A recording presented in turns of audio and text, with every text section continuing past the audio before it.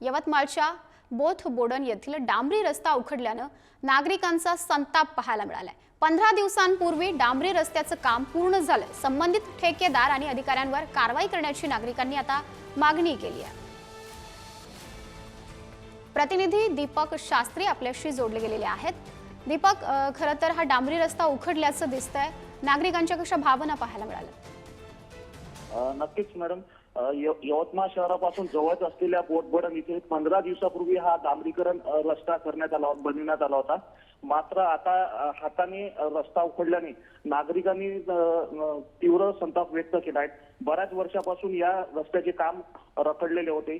या रस्त्यावर डांबरीकरण करण्यात आले आता आणि बऱ्याच दिवसापासून मागणी करण्यात आलेल्या रस्त्यावर अशा प्रकारे जर रस्ता उघडला जात असेल तर मोठ्या प्रमाणात भ्रष्टाचार झाला असल्याचे या ठिकाणी नागरिकांना बोलल्या जात आहेत। परंतु पहिल्याच पावसात रस्त्याची वाट लागली आहे।